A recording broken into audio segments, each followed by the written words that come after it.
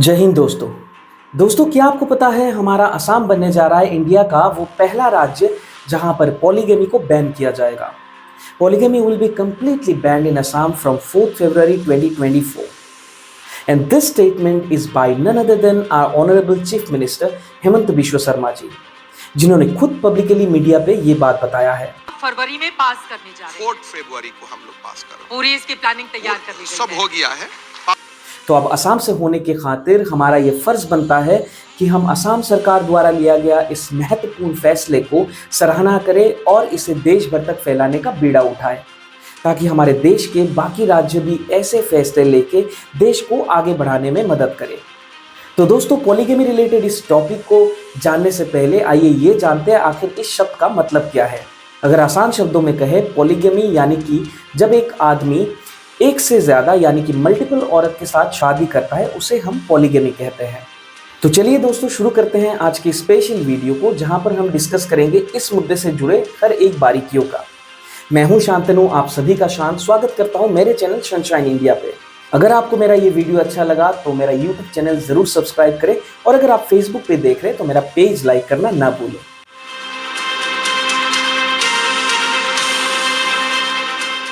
दोस्तों, असम सरकार ने यह सिर्फ अनाउंसमेंट ही नहीं किया, बल्कि कुछ ही दिनों पहले 11 जनवरी 2024 को सीएम ने यह तक कहा कि इससे जुड़े सारी फॉर्मेलिटीज पूरी हो चुकी है। असम का कानून तैयार हो चुका है और वो 5 फरवरी को पॉलीगेमी बैन के साथ चाइल्ड मैरिज एबोलिशन बिल को भी संसद में पास करने वाले हैं। सीएम के इस स्टेटमेंट से ऑपोजिशन लीडर्स में खलबली मच गई, क्योंकि उनके हिसाब से पॉलीगेमी बैन ये काफी एंटी मुस्लिम लॉ दिखता है। इस मूव को अपोज करते हुए काफी प्रोमिनेंट ऑपोजिशन लीडर्स ने ये कहा कि गवर्नमेंट का ये मूव मुस्लिम्स के खिलाफ हेटरेट फैला रहा है। इवन कुछ ऑपोजिशन लीडर्स ने ये तक कह दिया कि गवर्नमेंट का ये मूव पूरी तरह से पॉलिटिकली मोटिवेटेड है, सरकार बस इलेक्शन जीतने के लिए ऐसा कदम उठा रहा है। दोस्तों, अगर आप थोड़ा सा रिसर्च करेंगे तो आपको ये पता चलेगा कि हमारे असम सरकार ने कुछ ही दिनों पहले काफी बोल्ड डिसीजन लिए हैं, जैसे कि 700 सरकारी मदरसाओं को बंद करना। जुलाई 2023 में उन्होंने असम के युवाओं को ये क्लियरली कह दिया था कि लक्ष्मण रेखा पार मत करो, don't marriage outside your faith. फिर उन्होंने 4000 चाइल्ड मैरिज करवाने वाले लोगों को गिरफ्तार भी करवाया था, जिसमें सभी धर्मों के लोग शामिल थे। इसलिए इन सीरीज ऑफ इवेंट्स के बाद ऑपोजिशंस के लीडर्स इस पॉलीगेमी बैन को एक एंटी मुस्लिम बिल बनाकर पेश कर रही है। बट होल्ड ऑन, ये तो सिर्फ वन साइडेड कहानी है। हमारे सीएम का तो ये कहना है कि ऑपोजिशन सिर्फ बिना बात का पतंगड़ बना रहे हैं, बल्कि उनके हिसाब से तो असम की आम जनता इस डिसीजन से काफी खुश है। असम में किए गए एक सर्वे के अनुसार 97% असम की आम जनता पॉलीगेमी बैन के इस डिसीजन को सपोर्ट करती है, and yes, I am one of them. पुरुष से भी बोलता है नहीं, इसको बंद करिए। लेकिन पहले आपको ये बता दूं कि इस बिल में एक दूसरी चीज भी है जो थोड़ी सी कंट्रोवर्शियल है। दोस्तों, पॉलीगेमी एक ऐसी रिलीजियस प्रैक्टिस है जो इस्लाम के राइट्स में आता है। आज तक कोई भी सरकार इसे छू तक नहीं पाई है, क्योंकि रिलीजियस राइट्स कॉन्स्टिट्यूशन के आर्टिकल 25 के तहत मुस्लिम्स का एक फंडामेंटल राइट है। सो जो काम आज तक सेंटर की सरकार नहीं कर पाई, आखिर असम की सरकार इसे कैसे करने वाली है? Well, that is because Assam की सरकार इस बिल को एक नॉर्मल बिल की तरह पास नहीं करने वाली। ये थोड़ा अनयूजुअल तरीका होने वाला है। हाँ, वो अनयूजुअल तरीका क्या है वो मैं आपको थोड़ी देर में बताऊंगा। But to get a little bit of background, अब जरा इस लिस्ट को देखिए। This are all Islamic countries जहां पर शरिया कानून फॉलो किया जाता है, जिसमें टर्की भी शामिल है, जो सऊदी अरब के बाद अपने आप को दूसरा इस्लामिक खलीफा बनाने का मंसूबा रखता है। Now this is our India, which is a secular country. But why polygamy is still not banned here, wherein so many Islamic countries are already standing against it? अभी इनके पीछे जो भी रीजन है वो काफी लोगों को नहीं पता, तो चलिए इन्हें हम डिटेल्स में समझते हैं। So starting with governments claim, Assam government के हिसाब से जिस बिल को ऑपोजिशंस अपोज कर रहे हैं, असम की आम जनता 97% इस बिल के साथ सहमत है। बल्कि हमारे सीएम हेमंत बिश्व शर्मा जी का ये कहना है कि उनको मुस्लिम्स कम्युनिटी से भी इस बात का पूरा समर्थन मिला है। बहुत जबरदस्त सपोर्ट मिला है मुसलमान माता और बहनों से, और इवन पुरुष से भी। उनको मुस्लिम्स कम्युनिटी के लोगों ने आके खुद कहा है कि पॉलीगेमी को बैन करना चाहिए। आखिर जिसे कुछ लोग एंटी मुस्लिम लॉ बता रहे हैं, इसे असम की आम जनता इतनी सपोर्ट क्यों कर रही है? तो फ्रेंड्स, जैसे कि मैंने आपको पहले बताया है कि जब एक आदमी एक से ज़्यादा यानी कि मल्टीपल मैरिजेस करता है, उसे हम पॉलीगेमी कहते हैं। अब टाइम्स ऑफ इंडिया की एक रिपोर्ट के अनुसार 84% ऑफ द मुस्लिम वुमेन इस पॉलीगेमी प्रैक्टिस को बैन करवाना चाहती है।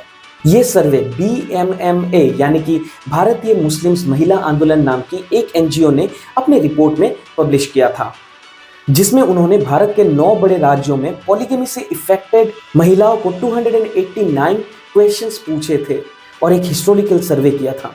इस सर्वे से ये पता चलता है कि पॉलीगेमी से इफेक्टेड ज्यादातर महिलाएं सीवियर मेंटल ट्रॉमा से गुजर रही है। And yes, this is the ground reality of पॉलीगेमस marriage.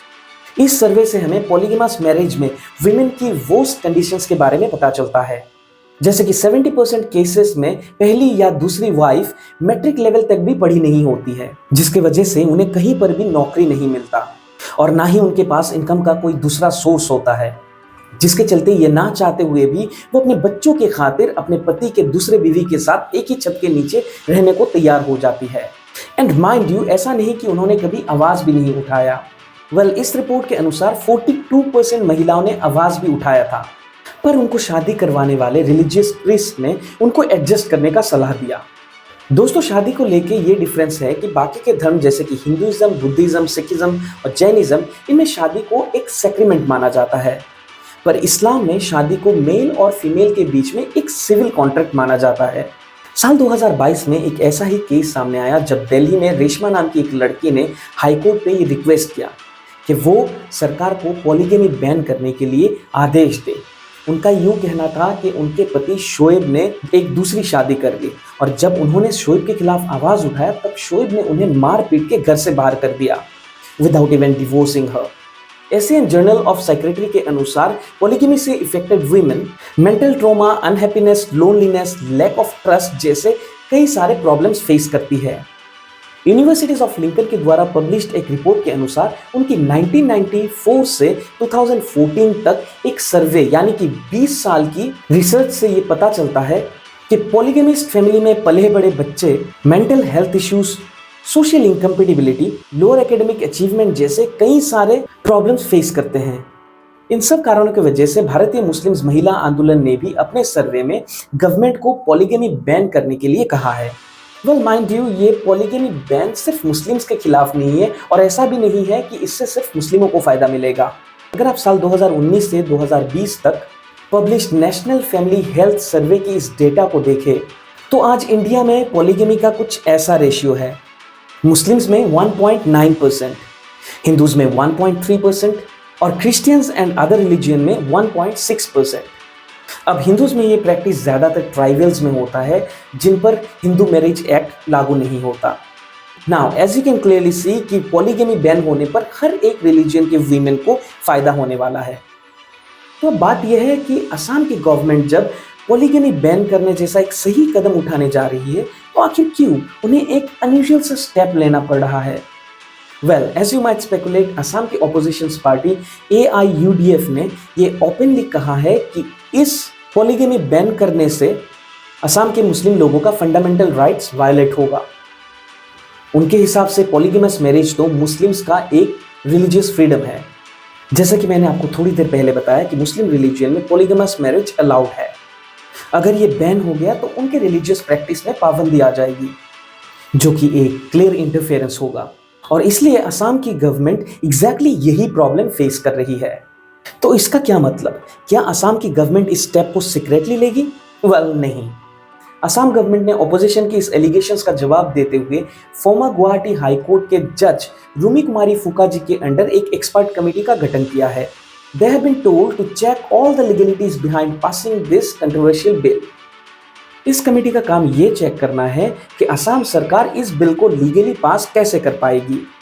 Committee ने इसके ऊपर 2 मेजर डिस्कवरीज की है। पहला ये कि ऑपोजिशन लीडर्स का जो ये एलिगेशन है कि ये लॉ मुस्लिम्स के फंडामेंटल राइट्स के खिलाफ है, इसका जवाब देते हुए कमेटी ने ये फैक्ट रखा कि ऑपोजिशन जिस article 25 and 26 freedom of religion की बात कर रही है, उसी आर्टिकल 25 का सब क्लॉज 1 ये खुद कहता है कि फंडामेंटल राइट्स को public order, morality, health and social welfare and reform के लिए चेंज किया जा सकता है। और रही बात पॉलीगेमी के रिलीजियन प्रैक्टिस होने की, तो कमेटी ने ये कहा रिलीजन में पॉलीगेमी परमिसिबल जरूर है, पर ये 5 टाइम नमाज जैसा कोई मैंडेटरी प्रैक्टिस नहीं है और इसलिए पॉलीगेमी को बैन किया जा सकता है। असम का कानून तैयार हो चुका है। कमेटी का दूसरा और सबसे बड़ा मेजर फाइंडिंग ये था, जिसे कई ऑपोजिशन के लीडर्स कोट कर रहे हैं, कि शरिया एक्ट 1937 जो कि एक सेंट्रल लॉ है जिसके हिसाब से मुस्लिम्स का देश भर में पॉलीगेमी लीगल है, उसमें असम या कोई भी स्टेट लॉ को चेंज नहीं कर सकती। कमेटी ने इस फैक्ट को काउंटर करते हुए ये कहा कि कॉन्स्टिट्यूशन के आर्टिकल 254 के सब क्लॉज 2 के तहत प्रेसिडेंट ऑफ इंडिया के एसेंट से कोई भी स्टेट इस लॉ को आसानी से पास कर पाएगी। तो ये था हमारे असम गवर्नमेंट का मास्टर स्ट्रोक, जिसके मदद से उन्होंने सारे लूप होल्स को फिक्स कर दिए। दोस्तों, भारत 2024 तक पॉलीगेमी या ऐसे ही कई सारे पिछड़े लॉसेस को लेकर सिर्फ बात ही कर रही है, पर Turkey, Azerbaijan, Indonesia, Uzbekistan, Kazakhstan जैसे कई सारे मुस्लिम कंट्रीज ने ऑलरेडी अपने यहाँ पर पॉलीगेमी को बैन कर रखा है। वहां पर तो पॉलीगेमी एक पनिशेबल ऑफेंस माना जाता है और इन कंट्रीज के पॉलीगेमी बैन करने के पीछे रीजन भी काफी इंटरेस्टिंग है। उसमें से ऐसे भी कई सारे कंट्रीज हैं जिन्होंने भारत की आजादी से पहले ही अपने वहां पर पॉलीगेमी को ऑलरेडी बैन कर रखा है। तो मैं अभी उन सारे कंट्रीज के डिटेल्स में नहीं जा रहा, क्योंकि मुझे तो बात करना है हमारे देश भारत का। दोस्तों, आप क्या सोचते हैं असम सरकार की इस महत्वपूर्ण स्टेप को लेके? कृपया मुझे कमेंट करके जरूर बताएं और अपने सारे दोस्तों तक इस वीडियो को शेयर करें। आज के लिए इतना ही दोस्तों। वंदे मातरम, जय श्री राम।